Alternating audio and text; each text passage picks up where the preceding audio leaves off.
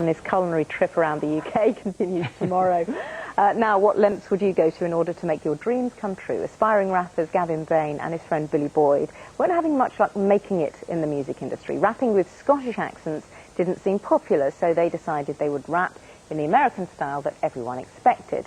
Only things started to escalate. Yeah, they managed to con the music industry, their fans, and even Madonna. Now, Gavin has written about their extraordinary story, and he's here now, but first, he's here to talk about the con and its consequences. But every single person that met us met Silibil and Brains, the California rappers.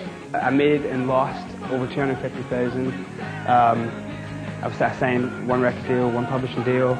I got over 60 stitches in my head from one too many fights. I overdosed twice. I tried to commit suicide once. In the end, I was kind of left with nothing. I put my whole career on it.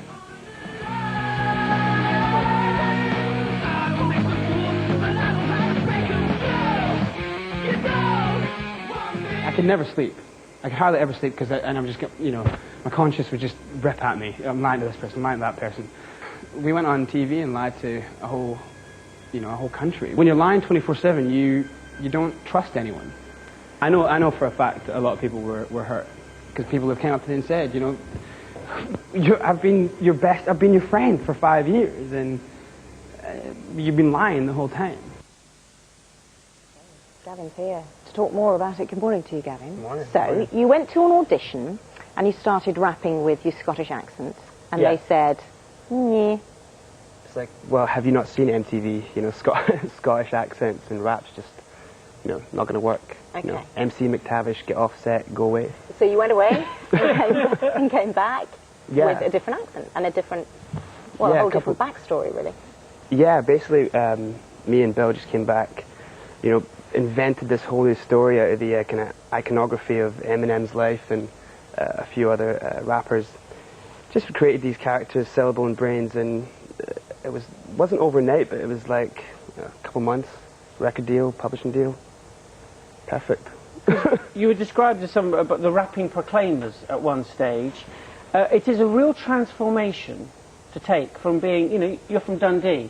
Yeah. Now, if an American comes over to Dundee and says, hi, you know, I'm going to put on a Scottish accent, you're going to see right through him. How did you pull it off? Just a lot of hard work.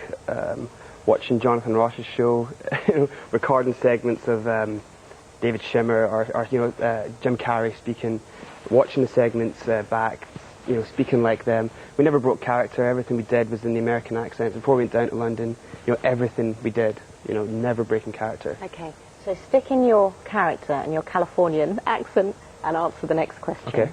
Which is, what happened next? When you were signed and you got the record deal and you got loads of money, what happened to your career? Just escalated. I mean, one minute no one wants us, next minute we're on stage supporting D12, Eminem, partying with Madonna. Life was a blast. He's good. He is good. Do you change? Are you the same character, the same bloke, or do you just change? There, I was me, but like normally it would be really exaggerated, and you know, you would exude confidence, and that way you would extract people's confidence. I mean, this is the amazing thing. Obviously, it wasn't just for a week. It was quite for some time, and you're building relationships all the time, and obviously there's that deception. And me saying in that little piece there that people felt let down. Eventually, when I came clean on stage with, you know, my band, which I talk about at the end of the book, which is Hopeless Heroic, when I came clean with them, it was about 5 years that I was in character for, and the band, my new band, didn't even know themselves. You know, so we're on stage playing at this gig where I'm about to come clean, and here's my guitarist looking like, you know, because I say to the crowd, you know, I'm Gavin Bain, I'm not American. My guitarist is looking at me like, what? You know, is this a joke? You know, so everyone I knew for 5 years was under this false impression of who I was.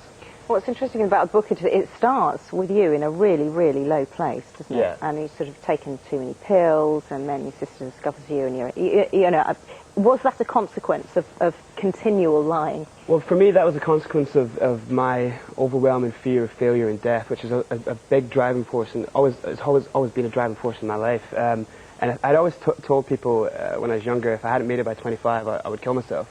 You know, and so when things fell apart for Silibil and Brains, we never got caught, but when things fell apart for Billy Boyd and Gavin Bain, I couldn't really handle it because Brains had achieved so much and Gavin Bain had achieved nothing.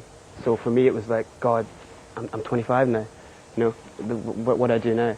So it was somebody else's success. Because yeah, somebody I could never identity. say I did all that, you know, because I hadn't. I'd done it as Brains McLeod.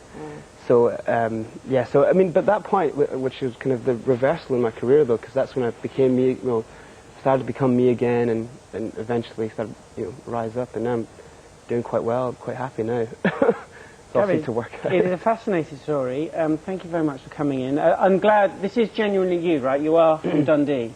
Yeah. Because we had our expert, our accent expert. Don't give me a polygraph or nothing. No, well, we've got one, haven't we? She's doing the weather.